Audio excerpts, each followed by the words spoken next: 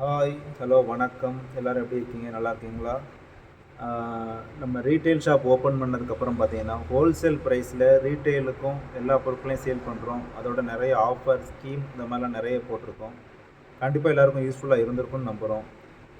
அதோட எப்போவுமே நம்ம பண்ணக்கூடிய ஒரு விஷயம் என்ன பார்த்தீங்கன்னா, உங்களுக்கு என்ன தேவை அப்படிங்கிறத தெரிஞ்சு நாங்கள் எப்போதுமே உங்கள்கிட்ட எந்த பொருளாக இருந்தாலும் கொடுங்க அப்படின்னு நம்ம டீம்கிட்ட எப்போயுமே சொல்லுவோம்.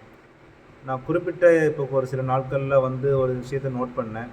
நம்ம ஷாப்புக்கு வர்றவங்களா இருக்கட்டும், இல்லை இங்கே சுற்றி இருக்கிறவங்களா இருக்கட்டும், நிறையவே மிடில் கிளாஸ் பீப்புளும் அதோட டெய்லி வேலைக்கு போகிறவங்களும் நம்ம ஷாப்புக்கு நிறையவே வரீங்க.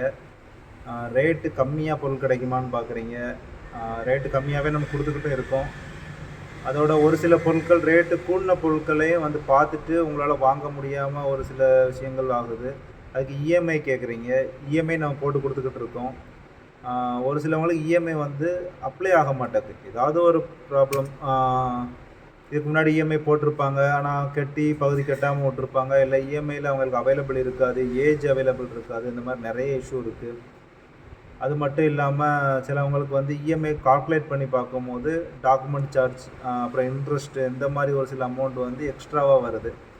ஒரு மினிமம் ஒரு 10,000 பொருள் அப்படிங்கும் போது அதுலேருந்து கொஞ்சம் ஒரு 2,000 3,000 எக்ஸ்ட்ரா வருது. அதுலேயும் அவங்களுக்கு யோசிக்கக்கூடிய விஷயமாக தான் இருக்குது. ஸோ இது எல்லாத்தையும் நம்ம ஓவர் கம் பண்ணி நம்ம கஸ்டமருக்கு ஏதாவது பெஸ்ட்டாக அவங்களுக்கு என்ன தேவை அப்படின்னு தெரிஞ்சு கொடுக்கலாமே அப்படிங்கிறதுக்காக நம்ம சைடில் இருந்து ஏதாவது பண்ணணும் அப்படிங்கிறதுக்காக இந்த ஸ்கீம் நம்ம கொண்டு வந்திருக்கோம். இது என்ன அப்படின்னு சொல்லி பார்த்தீங்கன்னா, நீங்கள் ஒரு பொருள் எடுக்கிறீங்க அப்படின்னா அந்த பொருளுக்கு எவ்வளோ முன்பணம் கட்டலாம் அப்படிங்கிறத நீங்களே சூஸ் பண்ணிக்கலாம். அதோட மாதம் கட்ட போகிறீங்க, இல்லை நான் டெய்லியும் கட்டுறேன், வாரம் கட்டுறோம் அப்படிங்கிறதையும் நீங்களே சூஸ் பண்ணிக்கலாம். மெயினாக எவ்வளோ அமௌண்ட்டு கட்ட போகிறதுங்கிறதையும் நீங்களே சூஸ் பண்ணி சொல்லிக்கலாம். இதுக்கு எக்ஸ்ட்ரா எந்த இன்ட்ரெஸ்ட் ரேட்டிங் எதுவுமே நாங்கள் போட போகிறது கிடையாது. அதோட டாக்குமெண்ட் சார்ஜ் எதுவுமே நாங்கள் வாங்க மாட்டோம். பொருளுக்கு என்ன ரேட்டோ அந்த ரேட்டை மட்டும் நீங்கள் கட்டினா போதும். அதோட இன்க்ளூடு ஜிஎஸ்டியோட நாங்கள் என்ன ரேட்டு சொல்கிறோமோ அந்த ரேட்டுக்குள்ளேயே உங்களுக்கு ஜிஎஸ்டியும் சேர்த்து போடுறோம். எக்ஸ்ட்ரா ஜிஎஸ்டி டேக்ஸஸ் எதுவுமே நாங்கள் போட மாட்டோம்.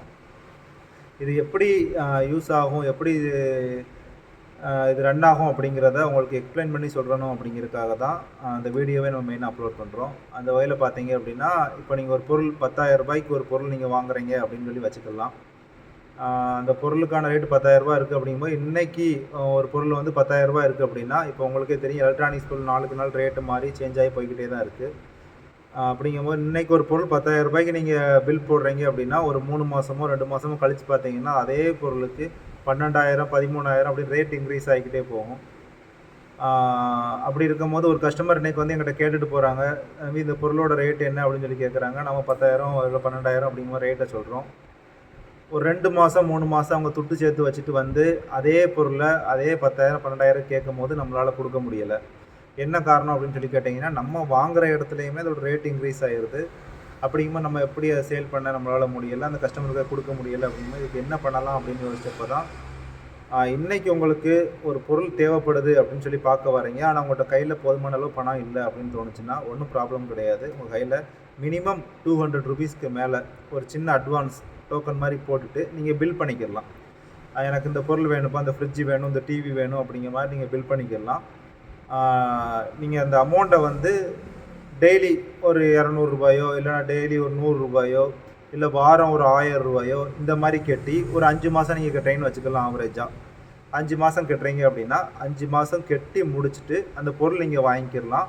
ஆனால் நீங்கள் பில் பண்ணும்போது அந்த 200 ரூபா கொடுத்து நீங்கள் அட்வான்ஸ் பண்ணும்போது என்ன ரேட்டில் அந்த பொருள் இருந்துச்சோ அதே ரேட்டில் அந்த 5 மாதம் கழித்து நீங்கள் அதே பொருளை வாங்கிக்கலாம்.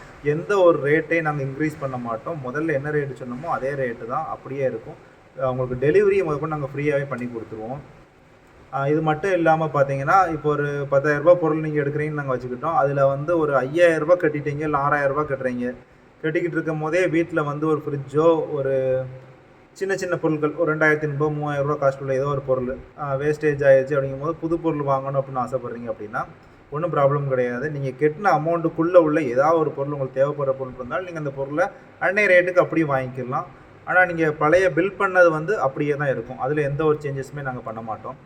அதை நீங்கள் ஃபஸ்ட் வாட்டி அந்த 200 ரூபா கொடுக்கும்போது என்ன ரேட்டில் இருந்துச்சோ அதே ரேட்டுக்கு நீங்கள் அப்படியே வாங்கிக்கலாம். உங்களுக்கு இன்னும் எக்ஸ்பிளைன் பண்ணி தெளிவாக புரிகிற மாதிரி நான் வேணால் உங்களுக்கு சார்ட்டில் உங்களுக்கு காமிக்கிறேன் பாருங்கள்.